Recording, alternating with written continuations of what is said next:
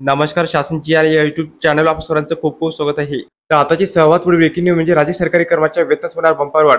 राज्य सरकारी कर्मचाऱ्यांना सुधारित तिथी लागू करण्याबाबत शासन निर्णय निर्गमित. त्या संदर्भात विसूच्या माध्यमातून संपूर्ण अपडेट आता पण आहो.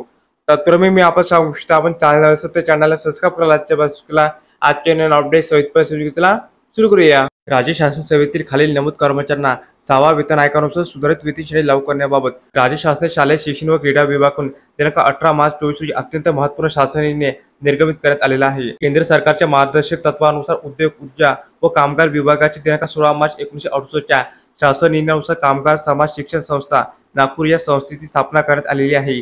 ही योजना दिनांक 11 मे 1977 च्या शासन निर्णयानुसार सन 1977-78 पासून शिक्षण व सेवा योजना विभागाकडे हस्तांतरित करण्यात आलेली आहे.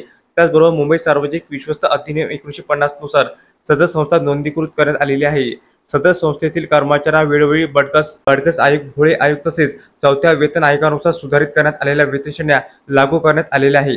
श्रमिक विद्यापीठ नागपूर या संस्थेमधील दिनांक 1 जानेवारी 6 पासून कार्यरत असणाऱ्या व त्यानंतर सेवानिवृत्त झालेल्या संवर्गातील कर्मचाऱ्यांना 6व्या वेतन आयोगानुसार पुढील प्रमाणे सुधारित वेतन श्रेणी लागू करण्यात येत आहे. वरील संवर्गातील कर्मचाऱ्यांना वेतनाचे थकबाकी देय लाभ दिनांक 1 जानेवारी 6 पासून देण्यास मान्यता देण्यात आलेली आहे. तर अशा प्रकारे राज्य सरकारी कर्मचारी संदर्भात अतिशय महत्त्वपूर्ण अपडेट या एपिसोडच्या माध्यमातून आपण पाहिली आहे. तर हा व्हिडिओ आपल्याला आवडला असेल तर चॅनलला नक्की सबस्क्राईब करा, लाईक करा, कमेंट करा आणि असेच नवनवीन अपडेट पाहण्यासाठी शासनाच्या YouTube चॅनलला सबस्क्राईब करायला अजिबात चुका. धन्यवाद.